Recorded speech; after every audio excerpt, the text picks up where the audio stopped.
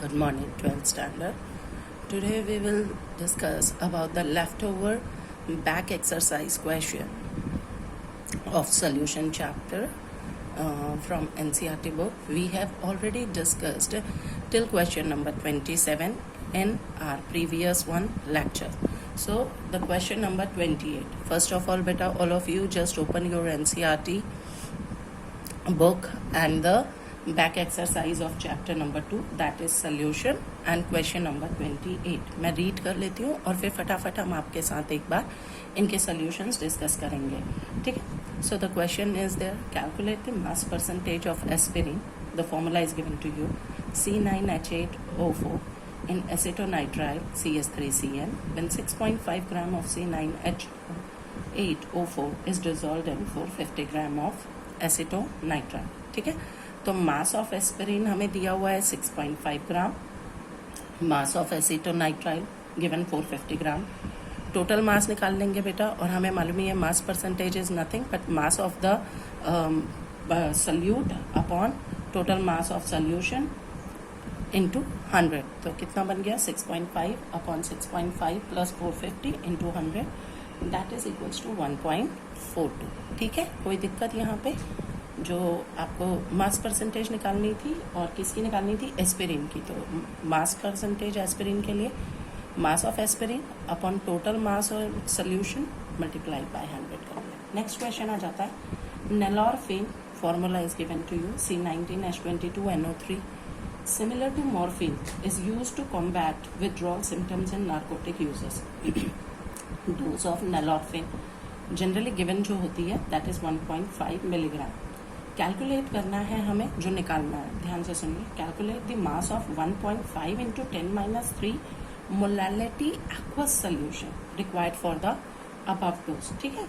तो 1.5 into 10⁻³ molality aqueous solution का मास हमें क्या करना है, कैलकुलेट करना है. तो सबसे पहले 1.5 into 10⁻³ molality means that 1.5 into 10⁻³ moles are dissolved in 1 kg of water. है ना, यही हो गया ना, नंबर ऑफ मोल्स ये हो गए और मास ऑफ वाटर हो गया 1 kg.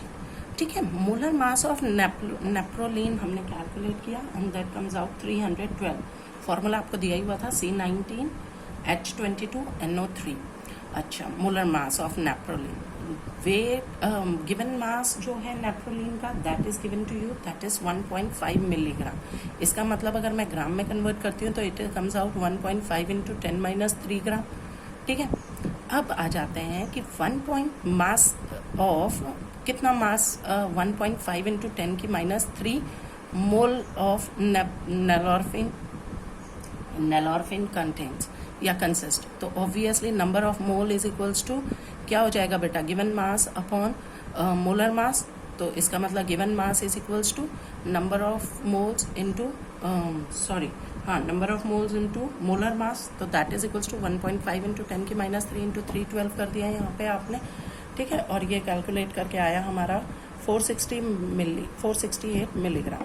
और मास ऑफ सोल्यूशन आपको मालूम ही है 1 kg ये है, तो 1000 ग्राम हो गया प्लस 0.468 ग्राम. तो टोटल मास ऑफ सोल्यूशन आ गया 1000.468 ग्राम. ठीक है. यहाँ तक समझ आ गया. तो जब हमें मालूम है फॉर 468 मिलीग्राम नेलॉरफिन के लिए जो सोल्यूशन है वो इतना चाहिए, तो 1.5 मिलीग्राम नेलॉरफिन के लिए तो बस यूनिटरी मेथड लगाइए. That is equals to 1000.46 into 1.5 upon 468. तो that is equals to 3.21 gram. ठीक है. नेक्स्ट न्यूमेरिकल पे आ जाते हैं. That is question number 30. Calculate the amount of benzoic acid required for preparing 250 ml of 0.15 molar solution in methanol. ठीक है. तो ये तो ईजी सा है, सीधा मोलैरिटी निकालनी है आपको. And in molarity you know it very well that mass of solute that is given to you, that is equals to molarity molarity आपको दी हुई है 0.15 मोलर सोल्यूशन है. आपको अमाउंट निकालना है, मीन्स WB गिवन मास निकालना है. तो गिवन मास फार्मूला लगाइए, molarity is equals to WB upon MB into 1000 into V. यही होगा. तो WB यहाँ से हमने कैलकुलेट करना है. तो मोलैरिटी इज 0.15 मोलर मास आपको बेंजोइक एसिड का 122 आ जाएगा। वॉल्यूम बेटा 250 ml में है तो 250 250 और 1000 में कन्वर्ट करेंगे तो 250 upon 1000 into 1 that is to be calculated 4.575 gram. ठीक ना।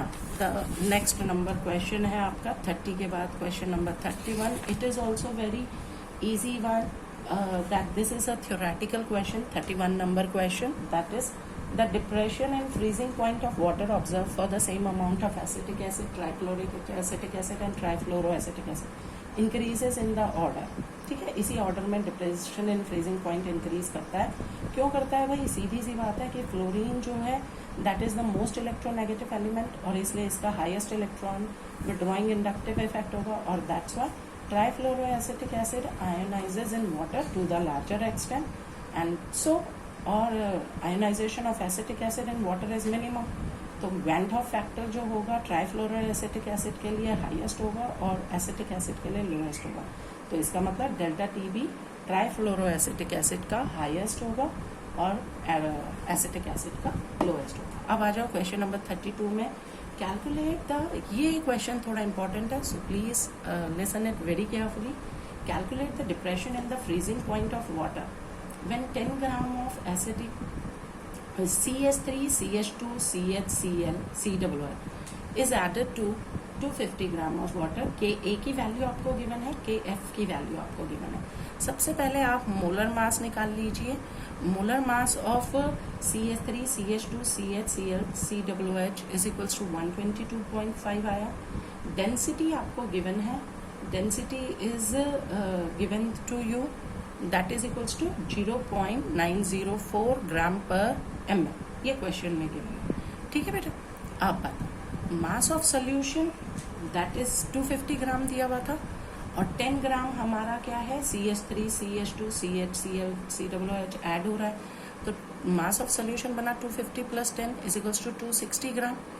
डेंसिटी हमें मालूम है that is equals to mass upon volume, तो volume is equals to mass upon density. तो यहाँ से मैं वॉल्यूम निकाल सकती हूँ दैट 260 अपॉन डेंसिटी की मैंने 0.904 कैलकुलेट करने पे क्या आ गया मेरा 287.6 ml आ गई ना। देयरफॉर मोलैरिटी कैलकुलेट कर लेंगे। Molarity is equals to given mass जो कि 10 ग्राम दिया था, मोलर मास 122.5 है इनटू आपने वॉल्यूम 287 ये दिया हुआ है ना, वॉल्यूम निकाल लिया इन लीटर 287.6 यही होगा बेटा इनटू 1000। ये हमने अपना कैलकुलेट किया मोलैरिटी। ठीक है फाइन। यहाँ से वॉल्यूम से तो ये कैलकुलेट करके आई 0.284 मोल पर लीटर सारा कैलकुलेशन के बाद। ठीक है, कोई दिक्कत तो नहीं। यहाँ पे ये भी आएगा ना 122.5 हाँ इंटू 1000। ठीक है। So after calculate it comes out this much. ठीक है।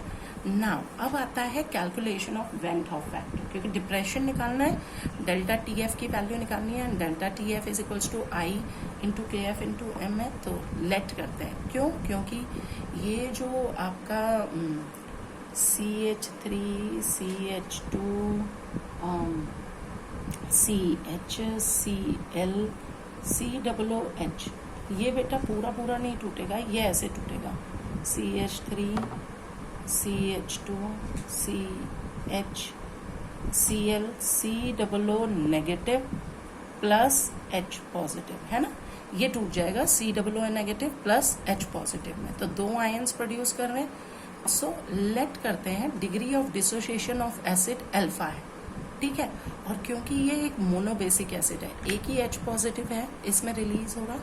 ठीक, तो एक मोनोबेसिक एसिड है तो Ka की वैल्यू ऐसे के लिए क्या हो जाएगी dissociation constant that is equals to C alpha square upon 1 minus alpha.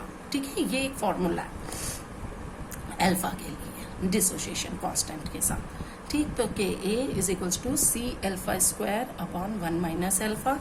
ना if alpha is very very small then 1 minus alpha जो डिनोमिनेटर है that may be taken as 1।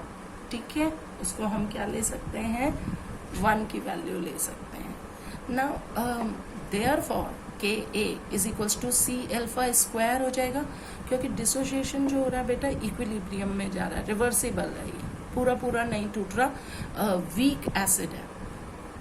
तो और K A is equal to C alpha square, या हम कहते हैं तो alpha is equals to alpha square is equals to K A upon C, और alpha is equals to under root K A upon सी। तो put values करो, के ए की वैल्यू आपको गिवन है क्वेश्चन में 1.4 इंटू 10⁻3। कॉन्सेंट्रेशन आप निकाल चुके हैं 0.284, तो यहाँ से कैलकुलेशन के बाद alpha value comes out that is equals to 0.07। ठीक है, ये आ गए। नाउ अगर हम कहते हैं कि alpha is the degree of dissociation, alpha क्या है, अल्फा इज डिग्री ऑफ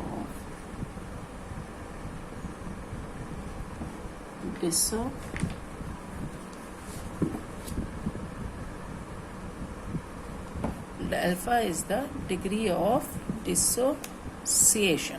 ठीक है बच्चे, तो अल्फा अगर हमारा डिग्री ऑफ डिसोसिएशन है, तो relation in between van Hoff factor and degree of dissociation is alpha is equals to iota -1 upon n-1। ठीक है, ये डिग्री ऑफ डिसोसिएशन के साथ होता है। किसके साथ होता है, डिग्री ऑफ डिसोसिएशन के साथ अल्फा का रिलेशनशिप वैन हॉफ फैक्टर के साथ ये होता है, that alpha is equals to iota -1 upon n-1, याद रहेगा। तो is equals to i-1 upon n, जो होते हैं number of particles dissociated in solution. जब वाटर में मिलाया गया तो कितने पार्टिकल डिसोशिएट हुए, तो ऑब्वियसली 2 पार्टिकल, एक और एक 2, तो 2 particles are dissociated, it means n is equals to here 2। So iota -1 upon 2-1 calculate कीजिए, तो ये बच गया 1, तो iota -1 upon 1, here alpha is equals to iota -1, it implies that iota is equals to alpha plus 1, इसको इधर ले जाओ तो अल्फा प्लस 1 बन गया, तो that is equals to alpha की वैल्यू कितनी निकाली थी हमने, 0.07 plus 1, that is equals to 1.07। तो आई की वैल्यू आ गई आपके पास। ठीक है, वैन हॉफ फैक्टर की। Now calculation of delta TF। So delta TF is equals to iota into KF into M। तो वैल्यूज को पुटअप कीजिए बेटा यहाँ पे सारी, 1.07 इंटू बाकी हमारे पास KF की वैल्यू थी मोलारिटी की, इंटू 10 इंटू 1000 अपॉन 122.5 इंटू 250, ये रखी values, and that comes out delta TF is equals to 0.65 degree. ठीक है, clear. Now after this comes up to the next one question number 33। ये भी बिल्कुल ऐसा ही है बच्चे, बट फिर भी क्योंकि आयोटा पे और अल्फा के रिलेशनशिप पे हैं तो मैंने ये भी कराया है आप लोगों को। क्वेश्चन नंबर 33 33 कहता है that 19.5 gram of CH2FCOH is dissolved in 500 gram of water. Depression in freezing point of water observed is 1 degree Celsius. तो कैलकुलेट करना है van Hoff factor and dissociation constant, माने के ए की वैल्यू निकालनी है और आई की वैल्यू निकालनी है। ठीक है, तो अब इसमें भी बेटा देखो, सबसे पहले मास ऑफ सोल्यूशन कितना है, 500 ग्राम दिया हुआ, और दूसरा जो सोल्यूट का है वो 19.5 ग्राम है। तो सोल्यूशन का मास हो गया 519.5 ग्राम। डेंसिटी आपको इसमें भी गिवन है, दैट इज इक्वल्स टू 1.124 ग्राम पर लीटर। मास आपने निकाल लिया तो वॉल्यूम यहाँ से निकल जाएगा, that is equals to 462.18 ml। इसको लीटर में कन्वर्ट करोगे तो इट कम्स आउट 0.462 लीटर। ठीक है, ml से लीटर में कन्वर्ट कर दिया। नाउ मोल्स ऑफ CH2FCOH हमें मालूम नहीं है, तो given mass upon molar mass that is equals to 19.5 ये गिवन था, और 78 आपने मोलर मास CH2FCOH का कैलकुलेट किया which comes out 78, that is equals to 0.25 mole. अब आ जाते हैं मास ऑफ वाटर पे। तो मास ऑफ वाटर 500 ग्राम है, इसको केजी में कन्वर्ट करोगे तो 0.5 kg हो जाएगा, सिंपल। ठीक है, अपॉन 1000 कर लेंगे। यहाँ से मोलालिटी निकाल लीजिए। मोलालिटी हमें दैट इज गिवन, तो number of moles molality that is equals to कितना है बेटा आपका, number of moles upon mass of solvent, तो मास ऑफ सॉल्वेंट 0.5 kg है, नंबर ऑफ मोल्स 0.25 मोल है, तो मोलालिटी आ गई 0.5 मोल पर kg। यहाँ तक क्लियर ना। Delta TF is equals to I into KF into M, तो आयोटा इज इक्वल्स टू क्या हो जाएगी, delta TF upon KF into M, तो आयोटा की वैल्यू निकल जाएगी। मोलालिटी मैंने निकाल दी 0.5, KF की वैल्यू गिवन है 1.86, तो 1 upon 1.86 into 0.5 is equals to, ये आ गया मेरा आयोटा की वैल्यू 1.0753। ठीक है, अब इसके अंदर भी हर एक मॉलिक्यूल जो है दैट डिसोशिएट इनटू 2 पार्टिकल्स, है ना। तो ये देखिए CH2FCOOH है, तो ये सोल्यूशन में डिसोशिएट हुआ CH2FCOO negative plus H positive में। अब हमें मालूम है dissociation alpha relation between van Hoff factor that is equals to iota -1 upon n-1। I की वैल्यू तुम्हारे पास आई, तो put the value here -1 upon n जो है 2 में आ रहा है, 2 पार्टिकल्स 2 आयंस में रिलीज हो रहा है, डिसोशिएट हो रहा है सोल्यूशन में कंपाउंड, तो that is upon 2 - 1 after calculation it comes out 0.0753। ना वी नो, ये भी हमें मालूम है dissociation constant is equals to alpha square into C, और हम कहें alpha is equals to √KA upon C, बिल्कुल पिछले वाले क्वेश्चन में। बट सी जो होती है यहाँ पे मोलारिटी लेते हैं, हमने पीछे भी मोलारिटी ली थी, यहाँ भी मोलालिटी नहीं लेते बेटा। हम 11th में मोलालिटी करके चलते थे, बट ये देखिए ये वीक एसिड्स है। जब वीक एसिड्स है तो वीक एसिड वाटर में जब डिसोशिएट होगा तो यहाँ पर H पॉजिटिव डालेगा, ठीक है, ये समझने वाली बात है यहाँ पे। और जो वाटर होगा वो कम्प्लीटली अपने को डिसोशिएट करेगा H पॉजिटिव और OH नेगेटिव में, ठीक है, ये क्लियर हुआ। अब H पॉजिटिव सोल्यूशन के अंदर दोनों में प्रेजेंट है, कॉमन आयन है, जिसकी वजह से इसकी कॉन्सेंट्रेशन भी वैरी करेगी। सोल्यूशन की कॉन्सेंट्रेशन वैरी नहीं होगी लेकिन कंपोनेंट की वैरी करेगी, तो इसलिए यहाँ पे हम मास ऑफ सॉल्वेंट नहीं ले सकते, यहाँ पे हम वॉल्यूम ऑफ सोल्यूशन लेंगे, क्योंकि कॉन्सेंट्रेशन क्या कर रही है, वैरी कर रही है। क्यों? क्योंकि H पॉजिटिव दोनों के अंदर है, तो जब इसका अगर हम Ka करेंगे तो इसमें इसका H पॉजिटिव भी आ जाएगा, है ना, यहाँ ये भी एड ऑन हो जाएगा because it is a common ion which is dissociate in the solution from water as well as from acid. So that's why we are taking here the molarity, we are not calculating here the molality as a C concentration. So molarity calculate कीजिएगा please. इन चीजों का ध्यान रखना कि weak acid है या strong acid है। अगर weak acid होगा तो molarity as a C calculate होगा, ठीक है, कॉन्सेंट्रेशन। तो that is equals to number of moles upon volume in solution, ये हमने कैलकुलेट किया ही हुआ था।